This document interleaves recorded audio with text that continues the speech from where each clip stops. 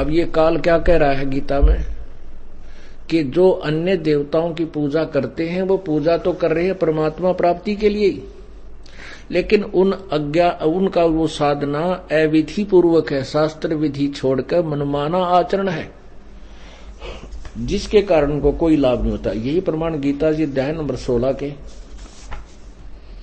मंत्र 23 में कहा है। ये देखिएगा गीता जी अध्याय नंबर 16 और श्लोक 23।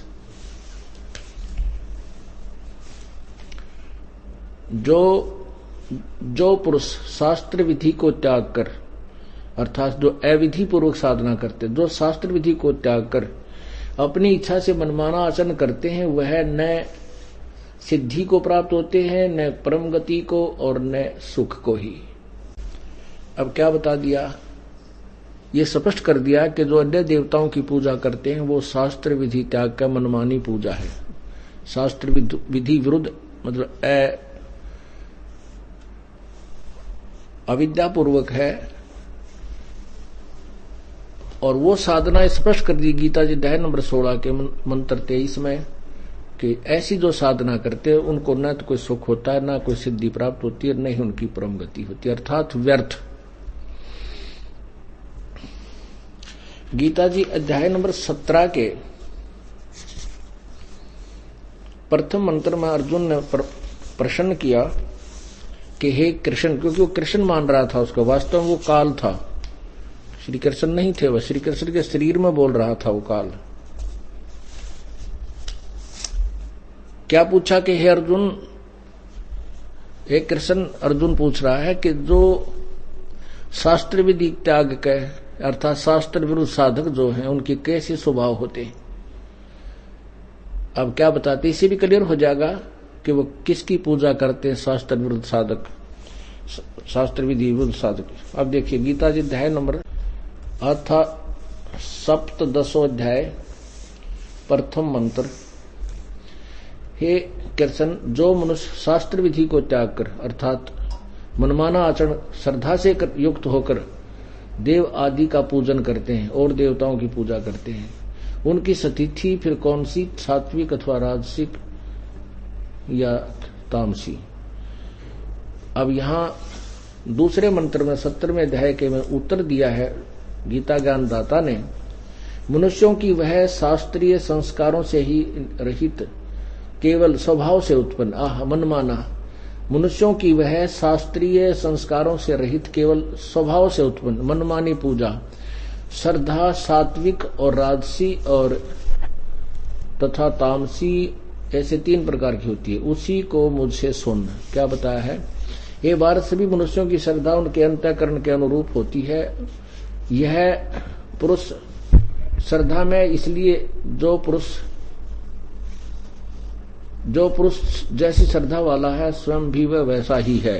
अब आगे देखिए 4 में क्या कहा है कि जो सात्विक पुरुष हैं, ये 17वें अध्याय का 4था श्लोक है, सात्विक पुरुष देवों की पूजा करते हैं, जो शास्त्र विधि त्याग के मनमानी पूजा करते हैं, जो व्यर्थ है, उनकी स्वभाव कैसा है, सात्विक पुरुष जो ठीक सी आत्मा के हैं वो देवताओं की पूजा करते हैं, और थोड़े से निकम्मे टाइप के और राजस पुरुष यक्ष और राक्षसों की पूजा करते हैं।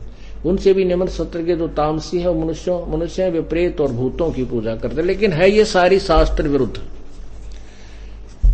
पुण्यात्माओं, यदि हमारे को थोड़ा सा भी ज्ञान हो तो हम तुरंत ही उस अपनी अविद्या पूर्वक साधना को तुरंत त्याग देंगे। हमने जो भी हम कार्य करते हैं उसको इसलिए करते हैं उसका कोई हमें प्रतिफल अच्छा मिले, लेकिन भक्ति मार्ग में हम इतने जीरो हो गए हैं कि हम भक्ति अवश्य करते हैं पर ये नहीं पता इससे लाभ होगा या ना होगा, क्या होगा, कहां तक होगा, किस प्रकार की हमें उपलब्धि होगी। बस आंख मीच का मंडे रहे हम लगे रहते हैं, तो वो साधना करना व्यर्थ है। जैसे सुबह बताया था कि अपने मार्ग पर, अपने घर को चलने से पहले रास्ते का अच्छी तरह, मार्ग का अच्छी तरह निर्णय होना चाहिए, तब उस पर चलने का फायदा है। अन्यथा हम कुमार्ग पर जाकर के कभी अपने घर नहीं पहुंच सकेंगे। हमारा घर सत्यलोक है। सत्यलोक में जाने के लिए हमें वही सुमार्ग चाहिए जो उन संतों को प्राप्त हुआ जिन्होंने जो सत्यलोक में गए। जितने जो सत्यलोक का डंडोरा पीटने वाले राधा स्वामी पंथ और धन धन सतगुरु, इन्होंने ठेका ले रखा है।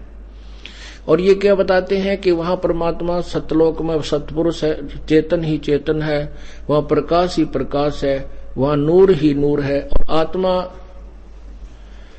वहां सतलोक में जाकर के उस नूर में समा जाती है। ऐसे समा जाती है जैसे समुद्र में बूंद समा जाती है।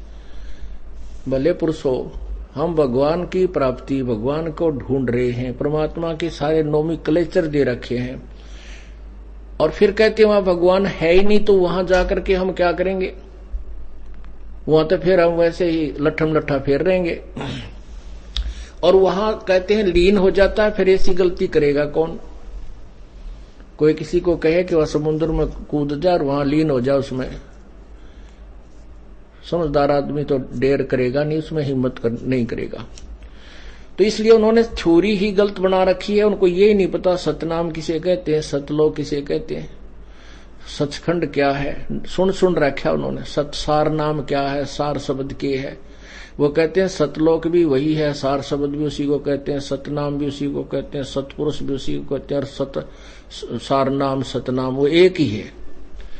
यानी सतपुरुष तो परमात्मा होया, सतलोक वो स्थान जहां भगवान रहता है, और सतनाम वो सच्चा नाम जो दो मंत्र का है, जिसके जाप से परमात्मा मिल जाएगा। और सार नाम भी उस परमात्मा की प्राप्ति में सहयोगी है।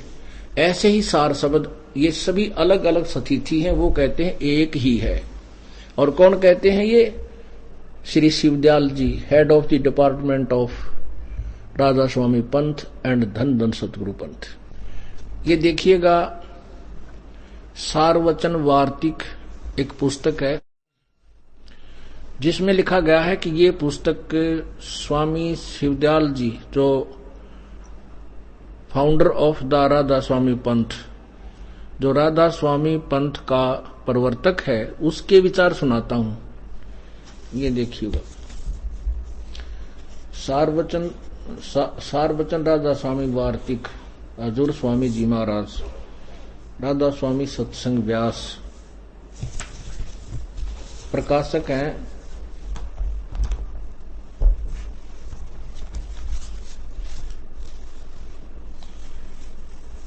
जगदीश चंद्र सेठी, सेक्रेटरी राधा स्वामी व्यास, सत्संग व्यास, डेरा बाबा जयमल सिंह।